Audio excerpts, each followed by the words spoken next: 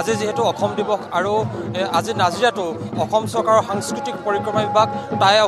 টাই আহোম উন্নয়ন পৰিষদ আৰু লগতে সদৌ টাই আহোম ছাত্ৰ সন্থা নাজিৰা মহকুমা সমিতি আৰু শিৱসাগৰ জিলা প্ৰশাসনৰ সহযোগত আজি নাজিৰাত উদযাপন কৰা হৈছে অসম দিৱস উদযাপন কৰা হৈছে আৰু এই যি অসম দিৱস এই অসম দিৱসৰ লগত সংগতি ৰাখি আজি নাজিৰা নগৰত উন্মোচন কৰা হ'ব যেহেতু চাওলুং চুকাফাৰ পূৰ্ণাংগ এক প্ৰতিমূৰ্তি উন্মোচন কৰা হ'ব আৰু খন্তেক সময়ৰ পিছতে মন্ত্ৰী পীয়ুষ হাজৰিকাই আহি এই যি চাওলুং চুকাফাৰ যি প্ৰতিমূৰ্তি পূৰ্ণাংগ প্ৰতিমূৰ্তি সেই পূৰ্ণাংগ প্ৰতিমূৰ্তি উন্মোচন কৰিব ইতিমধ্যে ইয়াত যি বানফি পূজা পৰম্পৰাগত বানফি পূজা ইয়াত অনুষ্ঠিত হৈ গৈছে মৌলুকসকলে ইয়াত পৰিৱেশন কৰিছে যি বানফি পূজা সেই পৰিৱেশন কৰি গৈছে আৰু লগতে বিভিন্ন ইয়াত সাংস্কৃতিক কাৰ্যসূচী অনুষ্ঠিত হৈছে আৰু খন্তেক সময়ৰ পিছতে কেইবাগৰাকীও মন্ত্ৰী বিধায়ক আহি এই স্থলীত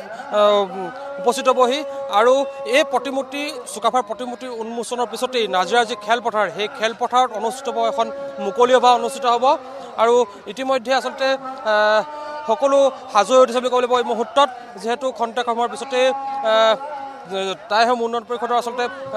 যিসকল বিষয়ববীয়া আছে যিসকল মন্ত্ৰী আছে তেওঁলোক আহি যিহেতু উপস্থিত হ'বহি নাজিৰাত আহি উপস্থিত হ'বহি মই সতীৰ্থ কেমেৰাচনত অকণমান আগুৱাই আহিবলৈ অনুৰোধ কৰিছোঁ যিহেতু আমি কথা পাতিম বিষয়ববীয়াসকলৰ সৈতে কথা পাতিম উদ্যোক্তাসকলৰ সৈতে আমি কথা পাতিম যিহেতু আজি অসম দিৱস আৰু নাজিৰাত এইবাৰ আচলতে অসম চৰকাৰৰ সাংস্কৃতিক পৰিক্ৰমা বিভাগৰ উদ্যোগত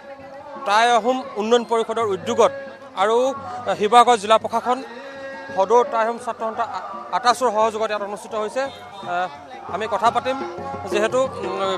আৰু ইতিমধ্যে দেখা গৈছে মোক কেমেৰাত দেখুৱাইছে ইয়াত বিভিন্ন ধৰণৰ সাংস্কৃতিক দলসমূহ সাজু হৈ উঠিছে বুলি ক'ব লাগিব মুহূৰ্তত কিয়নো এই প্ৰতিমূৰ্তি উন্মোচনৰ পিছতেই ইয়াৰ পৰা নাজিৰা খেলপথাৰলৈ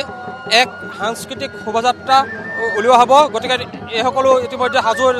উঠিছে আমি পোনে পোনে অলপ সাংস্কৃতিক কাৰ্যসূচী মাজত বিচাৰিম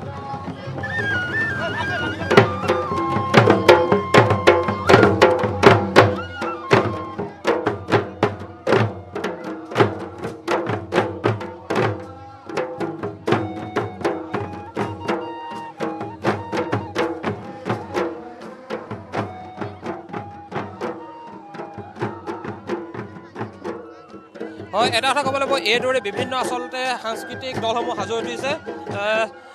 আমাৰ সৈতে আছে টাই আহোম উন্নয়ন পৰিষদৰ অধ্যক্ষ আছে আমি তেওঁৰ সৈতে আমি কথা পাতিবলৈ চেষ্টা কৰিম আজি কাৰ্যসূচী সম্পৰ্কে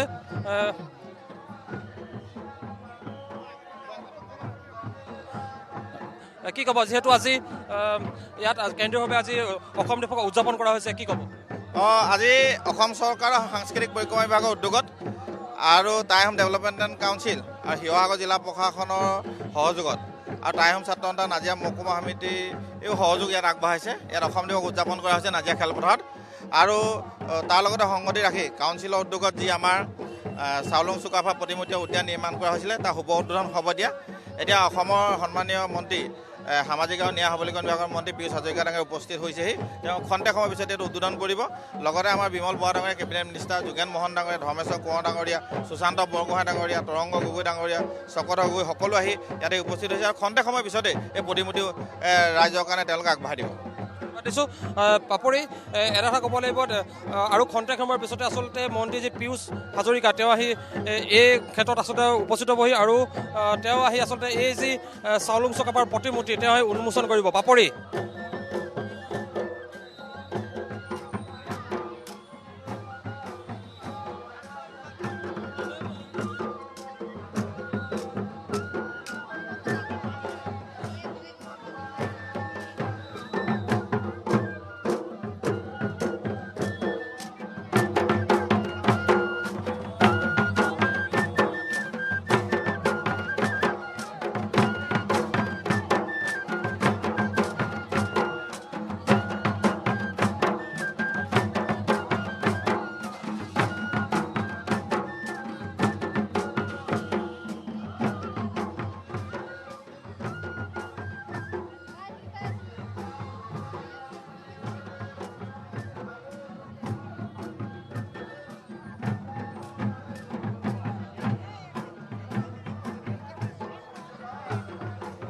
হয় পাপৰি আচলতে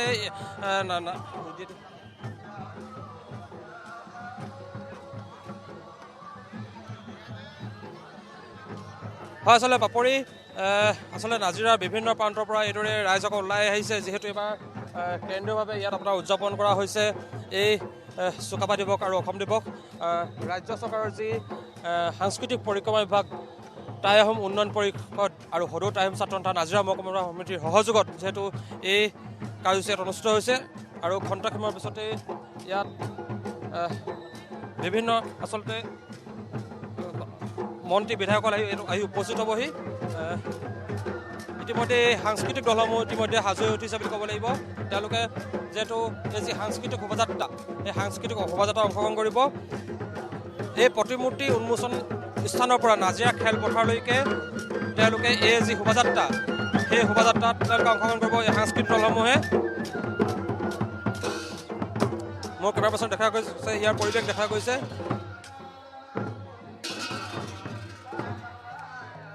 আৰু পোনপ্ৰথমবাৰৰ বাবে আচলতে এইবাৰ নাজিৰাত এই অসম দিৱস এইবাৰ উদযাপন কৰা হৈছে অসম চৰকাৰৰ উদ্যোগত ইয়াত পোনপ্ৰথমবাৰৰ বাবে ইয়াত আচলতে উদযাপন কৰা হৈছে বুলি ক'ব লাগিব এই মুহূৰ্তত আচলতে সহযোগ কৰিছে আচলতে শিৱসাগৰ জিলা প্ৰশাসনে সহযোগ কৰিছে সদৌ টাই আহোম ছাত্ৰ সন্থায়ো আচলতে সহযোগ কৰিছে কি ক'ব বাইদেউ যিহেতু পোনপ্ৰথমবাৰৰ বাবে আচলতে নাজিৰাত এইবাৰ অসম চৰকাৰৰ উদ্যোগত ইয়াত আজি অসম দিৱস উদযাপন কৰা হৈছে কি ক'ব সকলোকে নমস্কাৰ থাকিল ভাল লাগিছে এনেকৈ প্ৰথমবাৰ এবাৰ দেখিছোঁ এনেকৈ ভাল লাগিছে বহুতে ভাল লাগিছে ধন্যবাদ থাকিল সকলোকে তাতে এইবাৰ আপোনাৰ চাউলুং চুকাফাৰ এক পূৰ্ণাংগ প্ৰতিমূৰ্তি ইয়াত উন্মোচন হ'বলৈ গৈ আছে আজি উন্মোচন কৰিব মন্ত্ৰী পীয়ুষ হাজৰিকা ডাঙৰীয়াই কি ক'ব তেখেতলৈ বহুত বহুত আন্তৰিক অভিনন্দন জনালোঁ ভাল লাগিব তেওঁ আহক সকলো লগ হ'ম আদৰণি জনাইছোঁ কেনেকুৱা লাগিছে ভাল লাগিছে ভাল লাগিছে হয় আচলতে বিভিন্ন প্ৰান্তৰ আচলতে ইয়ালৈ লোকসকল ওলাইছে বুলি ক'ব লাগিব এই কাৰ্যসূচীত অংশগ্ৰহণ কৰিবৰ বাবে হাজাৰ হাজাৰ লোক ওলাইছে বুলি ক'ব লাগিব এই মুহূৰ্তত কিয়নো আচলতে আজি যি অসম দিৱস সেই অসম দিৱসৰ লগত সংগতি ৰাখি আচলতে এই যি চাউলুং চুকাফাৰ যি প্ৰতিমূৰ্তি সেই প্ৰতিমূৰ্তি উন্মোচন হ'ব আৰু তাৰপিছতে সাংস্কৃতিক শোভাযাত্ৰা অনুষ্ঠিত হ'ব আৰু সন্ধিয়ালৈ আচলতে বিভিন্ন ধৰণৰ সাংস্কৃতিক কাৰ্যসূচী ইয়াত অনুষ্ঠিত হ'ব আৰু দেখা গৈছে ইতিমধ্যেই সাজু হৈ উঠিছে মন্ত্ৰীসকলক আদৰিবৰ বাবে বিধায়কসকলক আদৰিবৰ বাবে আৰু আমি আৰু কথা পাতিম বিভিন্নজনৰ সৈতে কথা পাতিম বাইদেউ আপুনি ক'ৰ পৰা আহিছে নাজিৰাৰে আজি যিহেতু অসম চৰকাৰৰ উদ্যোগত আজি পোনপ্ৰথমবাৰৰ বাবে আচলতে ইয়াত নাজিৰাত অসম দিৱস উদযাপন কৰিছে কি ক'ব কেনেকুৱা লাগিছে আজি বহুত ভাল লাগিছে ইমান এটা সুন্দৰ অনুষ্ঠান জীৱনত প্ৰথম দেখিছোঁ আৰু বহুত ভাল লাগিছে মানে ফূৰ্তি আৰু শেষ হোৱা নাই ইমানে ভাল লাগিছে আৰু যিহেতু আমি তাই কৰি আছোঁ গাম আৰু ভাল লাগিছে মন যিহেতু আজি ইয়াত চাউলুং চুকাফাৰ প্ৰতিমূৰ্তিও এক উন্মোচন হ'ব ইয়াত কেনেকুৱা লাগিছে বহুত ভাল লাগিছে আমি কালিও চাইছোঁহি আহি যিহেতু আগতে যিটো প্ৰতিমূৰ্তি আনিছিলে সেই প্ৰতিমূৰ্তিও ইমান সুন্দৰ নাছিলে এতিয়া ইমান সুন্দৰ এটা প্ৰতিমূৰ্তি আমি মানে বহুত আমি গৌৰৱ অনুভৱ কৰিছোঁ নাজিৰাবাসী হৈ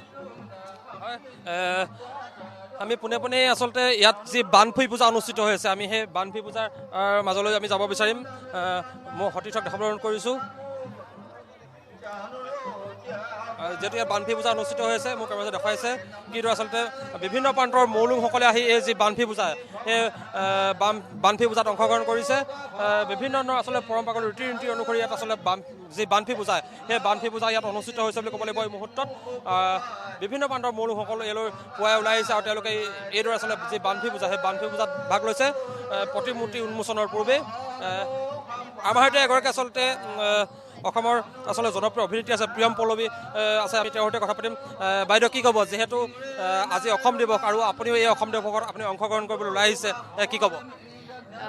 অনুষ্ঠানত যোগদান কৰি সঁচাকৈ খুবেই ভাল লাগিছে আৰু মোৰ বাবে সুকীয়া কাৰণ মই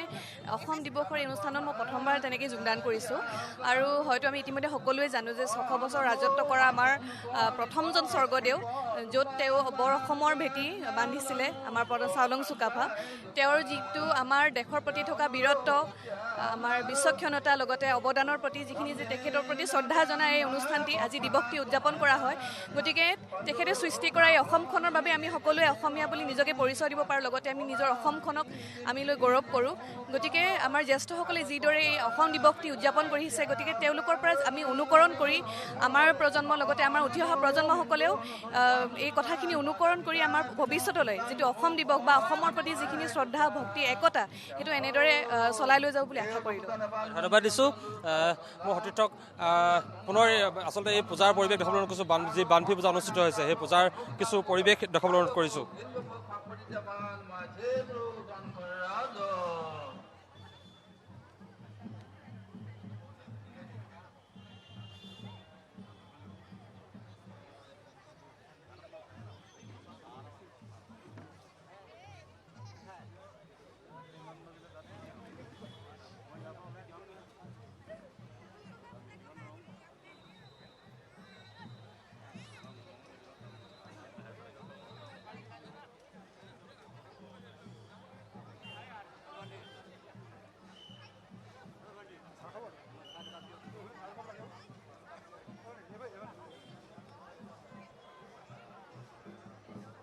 ঠিক আছে জয় শ্ৰী ৰাম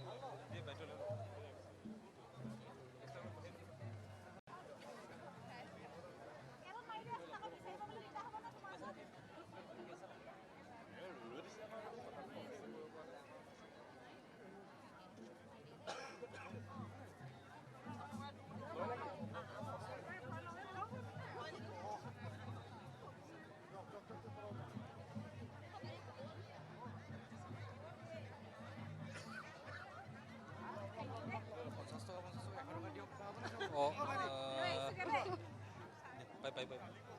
চাহ খাওক দেই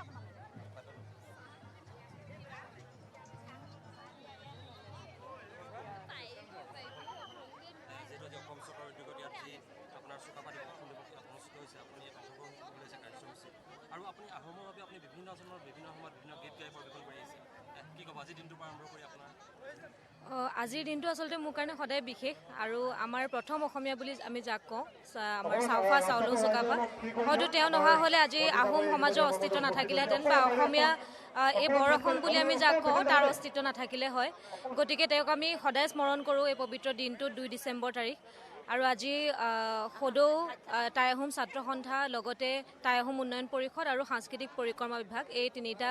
বিভাগে মানে সন্মিলিত এক প্ৰচেষ্টাত এই সুন্দৰ কাৰ্যসূচীটো হৈছে আজি চাওফা চাউলুং চুকাফাৰ এটা সুউচ্চ প্ৰতিমূৰ্তি উন্মোচন কৰা হ'ব আৰু তেওঁ এই ইতিহাস যি আছে সোণালী ইতিহাস তাকে চিৰযুগমীয়া কৰাৰ প্ৰয়াস আমি ভাবিছোঁ এয়া ভৱিষ্যত প্ৰজন্মলৈ খুব এটা ভাল পদক্ষেপ হৈছে হয়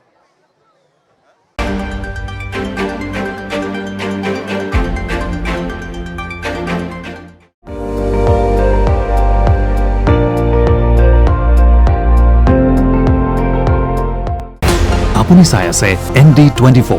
সৰ্বশ্ৰেষ্ঠ নহয় সৰ্বোত্তমৰ দৌৰত